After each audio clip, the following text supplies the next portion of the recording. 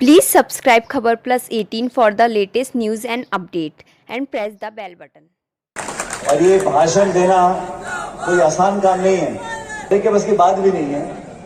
तो भाषण देना, मुझे पायलट साहब कहा करते थे, मैंने कहा भाई आप फौज में रहे इतने साल और भाषण देने में कई साल लगते हैं, मुझे भी अब 20-22 साल हो गए देते देते, लेकिन शुरुआत में जब भाषण देता है इंसान तो मैंने कहा भाई कैसे लोगों की रुचि, लोगों की मतलब कई बार देखा नेता भाषण देते हैं और लोग उठ के जाने लगते हैं, कोई बतिया रहा है, कोई फोन में बात कर रहा है, लेकिन भाषण ऐसा कैसा दिया जाए कि लोग आपकी बात को सुने और वो सुन के उनकी बात को उसके अंदर उतार ले। तो उन्होंने मुझे कहा कि जब मैं नया राजनीति में आया था 1980 में, तो फौजी आदमी थे, सीधे बोलते थे जो मन में बात होती थी। तो उन्होंने कहा भाई बात ऐसी बोलनी चाहिए जो गले से ना निकले, पेट से निकले। जो बात पेट से निकलती है वो दूसरों के दिमाग में घुसती है, और बनी बनाई रटी रटाई बातें बोलने से उसका तो बस वो खाना पूर्ति है। भाषण बजाया, फिर वो बोलेगा पीछे आके अरे जोरदार तालियां बजाओ, फिर आप तालियां बजाओगे आधे मन से, इधर देखोगे उधर देखोगे। तो भाषण देना मैं मानता हूं कि एक बहुत महत्वपूर्ण पब्लिक लाइफ में, सार्वजनिक जीवन के अंदर अपनी बात को रखना, स्पष्टता से रखना, ईमानदारी से रखना, और जो मन के भाव है उसको अगर आदमी अच्छी तरह व्यक्त करता है तो उसको लोग सुनते भी हैं, समझते भी हैं, और ठीक लगता है तो उसका अनुसरण भी करते हैं। इसलिए युवाओं ने नई जिम्मेदारियां संभाली हैं विधानसभा क्षेत्रों के अंदर, जिले के अंदर। मैं बहुत बहुत शुभकामनाएं देना चाहता हूं। इस कार्यक्रम को आपने आयोजित किया, मेरा गांव पंचायतों का दौरा था, उसके बाद मैं आपके बीच में आया और मैं थोड़ा देर से पहुंचा, उसके लिए मैं क्षमा चाहता हूं।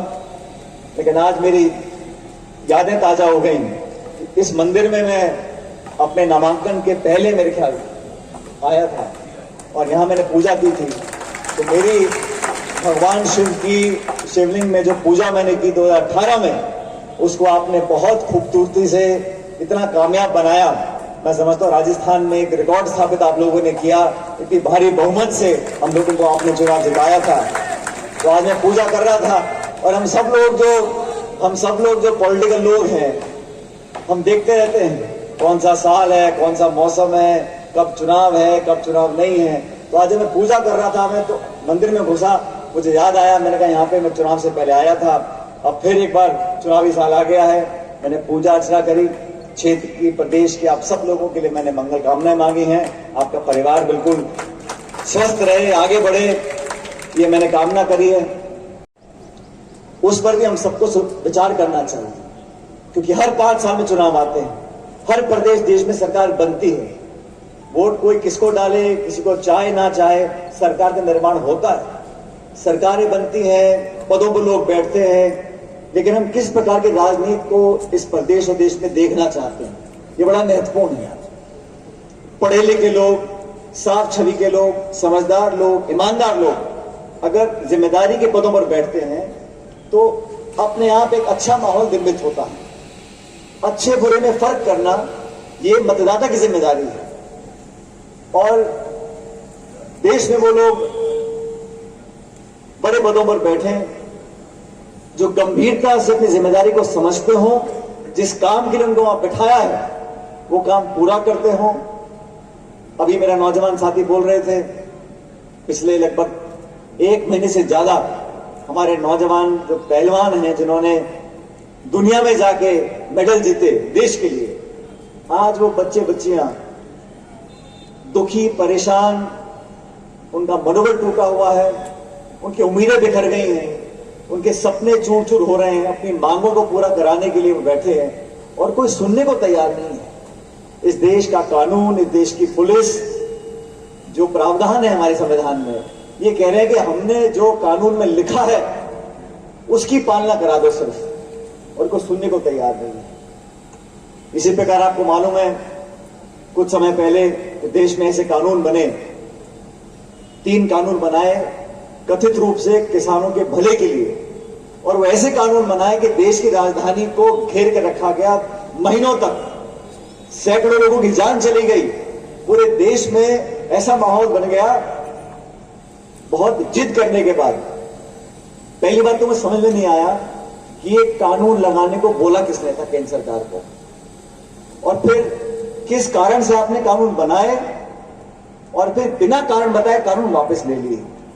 तो किसान और नौजवान अगर ये हमारा केंद्र बिंदु नहीं रहेंगे, अगर हम हमारे नौजवानों को, किसानों को विश्वास और भविष्य की परिकल्पना कर कर उनका ढांढस नहीं बताएंगे, उनके अंदर एक ऊर्जा पैदा नहीं करेंगे, तो फिर मैं समझता हूं ये सही दिशा में जाना नहीं है। इस देश के, प्रदेश के नौजवान भी, हमको भी समझना पड़ेगा। और मैं बड़े खुले मन से कई बार कह चुका हूं, मेरी भी जो उम्र है, कहने को अच्छा लगता है नौजवान नौजवान, ऐसा नहीं है। मेरा बेटा मेरे जितना हो गया, और इस देश की जो औसत आयु है नौजवान की, वो है 20, 23, 24, 25, 27 साल। तो हम जब 45 साल के हो गए, हमारी जिम्मेदारी बनती है कि इस देश के नौजवानों का भविष्य हम सुरक्षित कैसे कर सकते हैं।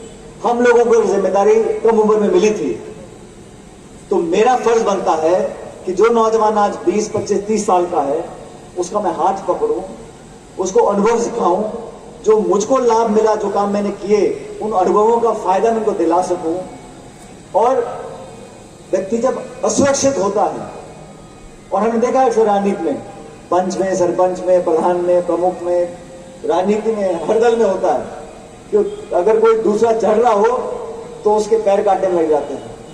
लेकिन राजनीति में अगर हम बड़ा दिल रखेंगे, नौजवानों जैसे मुझसे कम उम्र के जो लोग हैं, उनको हम साहस दें, ताकत दें, मौका दें, पायदान दें, अपनी प्रतिभाओं को प्रदर्शित करने का मौका देंगे, तभी तो अपना काम कर रहे हैं। अगर मुझे 26 साल की उम्र में संसद में जाने का मौका मिला, तो मेरी जिम्मेदारी बनती है कि मैं, मेरे अगर हाथ में ताकत हो, मेरे जैसे 50-100 लोग और पैदा करूं पॉलिटिकल रूप से, कि वो भी जाके अपना नाम रोशन कर सकें। तो ये सोच हम नौजवानों को बनानी पड़ेगी कि सबको साथ लेकर चले। और मैं हमेशा कहता आया हूं, हमारे देश का फौजी जो सरहद पर खड़ा है, उसकी कोई जाति बिरादरी नहीं है। जब आपने वर्दी पहन ली तो आप देश की रक्षा के लिए खड़े हो, आप गोली खाने के लिए तैयार हो, बर्फ में, जंगल में, रेगिस्तान में खड़े हो, दुश्मन को ललकार रहे हो। हम सुरक्षित सो रहे हैं क्योंकि हमारा जो नौजवान सरहद पर खड़ा है हमारी रक्षा कर रहा है।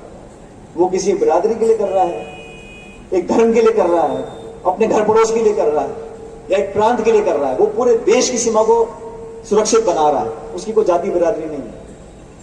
हम जो अनाज खा रहे हैं, किस मंडी में कौन सा किसान कौन सा सरसों गेहूं बेच रहा है, किसी को पता ही नहीं। किसान जो मेहनत कर अनाज पैदा कर रहा है, उसकी कोई जाति बिरादरी नहीं है। इसी प्रकार हमारे प्रदेश और देश का जो नौजवान है, जो पढ़ रहा है, जो मेहनत कर रहा है, जो संघर्ष कर रहा है, जो बेहतर अवसर की तलाश कर रहा है, उसकी कोई जाति बिरादरी नहीं है। सब लोग संगठित रहकर अपनी सोच को व्यापक बनाते हैं, उसी से एक बेहतर राजनीति, एक बेहतर प्रदेश और बेहतर देश का निर्माण हो सकता है।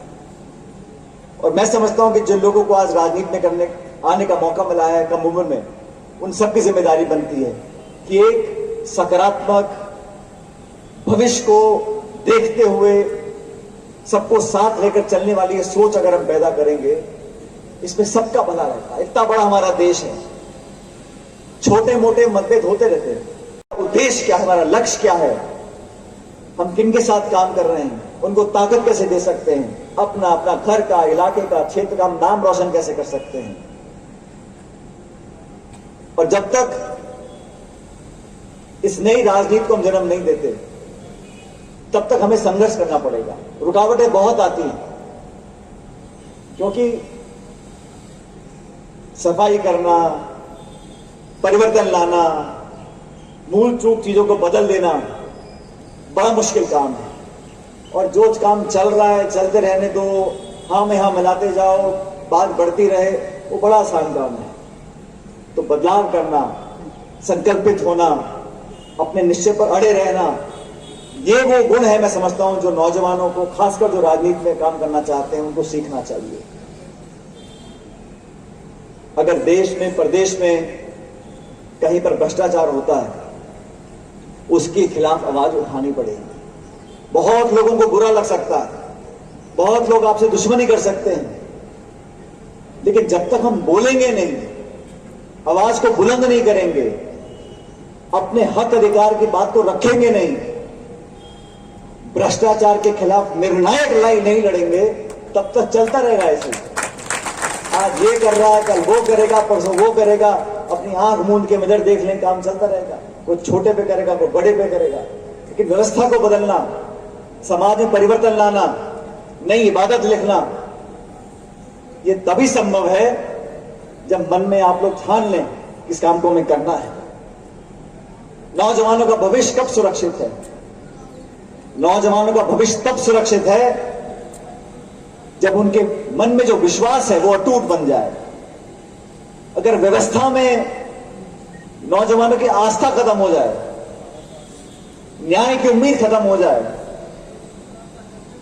भविष्य में सफलता पाने के लिए वो उदासीन हो जाए, वो सही दिशा नहीं है। इसलिए मैंने जो 20-22 साल में राजनीति में मैं केंद्र में रहा हूं, प्रदेश में रहा हूं, विधानसभा में रहा हूं, संसद में रहा हूं, बहुत सी जिम्मेदारी संभालने का मुझे मौका मिला है, संगठन में, सरकार में, हर जगह मैंने हमेशा इस बात पर कभी समझौता नहीं किया कि भ्रष्टाचार और नौजवानों के साथ अगर नाइंसाफी होती है उसका विरोध हमें करना पड़ेगा। इसलिए मैं आप सब लोगों से निवेदन करना चाहता हूं, हो सकता है मेरी बात से सब लोग, किसी का कोई राय हो, कुछ राय हो, लेकिन जो रास्ता है, जो दिशा है, वो सही चुननी पड़ेगी। हम अगर मिलकर कुछ बदलाव करना चाहते हैं तो हो सकता है। हमारी ताकत हमारी एकता में है, हमारी ताकत हमारी संगठित संकल्प शक्ति में है। इसलिए मैं आपसे अनुरोध करना चाहता हूं, जिन नौजवानों ने आज जिम्मेदारियां संभाली हैं, अभी आपको बहुत लंबा जाना है, सबको साथ लेके चलो। कोई आरोप ना लगा पाए कि पक्षपात हो गया, जातिवाद हो गया, धर्म के नाम पर मेरे से भेदभाव हो रहा है। अमीर गरीब की खाई को हम कैसे खत्म करें? लगातार बढ़ती जा रही है। जो अमीर थे उन पर इतनी दौलत हो गई है कि उन पर पैसा गिनने का टाइम नहीं है, और जो गरीब थे वो लगातार गरीब होते जा रहे हैं। किसान को मुश्किलों का सामना करना पड़ता है। इन सब चुनौतियों का अगर समाधान को ढूंढ सकता है तो मेरे साथियों, मेरे नौजवान भाइयों, आप लोग कर सकते हो, हमारी बहनें कर सकती है जो नौजवान हैं। इसलिए इस कार्यक्रम में मैं सिर्फ अपने भाव आपसे शेयर करना चाहता था, और मैं उम्मीद करता हूं कि अब सब मेरे बहुत सारे साथी नौजवान बैठे हैं कि देश प्रदेश हमारा आपका है, और कोई बाहर से आके सुधारने वाला नहीं है। हम सोचे कि कोई आसमान से टपक जाएगा और सब कुछ सुधर जाएगा। हम लोगों को अपने हाथ में व्यवस्था को लेना पड़ेगा, सुधारना पड़ेगा, परिवर्तन करने पड़ेंगे। इस दिशा में अगर हम काम करते हैं तो मैं समझता हूं हमारा राजनीति में काम करना कामयाब है। इस दिशा में हम लोग काम करेंगे तो मैं मानता हूं कि हम लोगों को सफलता मिलेगी। हो सकता समय लग जाए, लेकिन अंत में सफलता हमको मिलेगी। देश प्रदेश में हम एक बेहतर राजस्थान और देश का निर्माण कर सकते हैं। इसलिए आप सब लोगों को मेरा अंत में पुनः अनुरोध, इस दिशा में काम करने के लिए बहुत ऊर्जा ताकत चाहिए। अभी ये नौजवान भाषण दे रहे थे, बोलना आसान है, कभी कभी करना मुश्किल पड़ जाता है। लेकिन मैं आप लोगों का विधायक हूं, मैं आपको बताना चाहता हूं कि मैं जो बोलता हूं उसको मैं कर रहूंगा, चाहे आने में कोई सामने बड़ी विपरीत परिस्थिति आ सकती है, गतिरोध हो सकता है, विरोध हो सकता है, लेकिन जो व्यक्ति, जो नेता, जो राजनीतिक कार्यकर्ता अपनी बात पे अडिग रहते हैं, वही लोग हैं जो जनता के दिल और दिमाग में अपनी छाप छोड़कर जाते हैं। बाकी तो सब तरह के लोग काम करते हैं, मैं किसी के बारे में कहना नहीं चाहता, लेकिन अपनी बात पर कायम रहना, सब लोगों को साथ लेकर चलना, और मन में जो विश्वास है, मन में जो संकल्प है, उस आवाज को सुनकर अगर हम काम करेंगे तो हमेशा सफलता हमको मिलती रहेगी। मैं पुनः सभी साथियों को, हंसराज जी को, मीना साहब को, स्वामी जी को, बोकन सबको मैं बहुत बहुत मुबारकबाद देना चाहता हूं, और उम्मीद करता हूं, प्रभु से प्रार्थना करता हूं कि आप सबका जो असीम प्रेम, प्यार, आशीर्वाद हम लोगों को मिलता आया है वो भविष्य में मिलता रहे। आपके क्षेत्र में जो काम हम लोगों ने करे आपके सामने है, क्योंकि मैं शहर में भाषण दे रहा हूं, मुझे कहा कि मैंने पिछले 2 महीने पहले सिटी पार्क के बारे में एक रचना बनाई थी। मैं चाहता हूं शहर में एक ऐसा पार्क बन जाए जहां नौजवानों को घूमने के लिए, खेलने के लिए एक अच्छा वातावरण मिले, और उस पार्क के निर्माण के लिए मैं मेरे विधायक कोष से 1 करोड़ रुपया दूंगा, और और पैसा भी होगा, पैसा लेकर आएंगे। लेकिन हम सब चाहते हैं, क्योंकि कभी कभी हम सब लोगों को ये लगता है कि शहर में ऐसी कम जगह है जहां पर हम जाके शाम को बैठ सकते हैं घर परिवार के साथ, यार दोस्तों के साथ। तो उस प्रकार का मैं अच्छा निर्माण कराने की पूरी कोशिश करूंगा। आप सब लोगों का यहाँ पर आप लोग आए, मैं बहुत धन्यवाद देना चाहता हूँ और आपका साथ और आशीर्वाद में मिलता रहे, उसके लिए बहुत बहुत मैं प्रभु से कामना करता हूँ। बहुत बहुत धन्यवाद। जय हिंद, राम राम सर।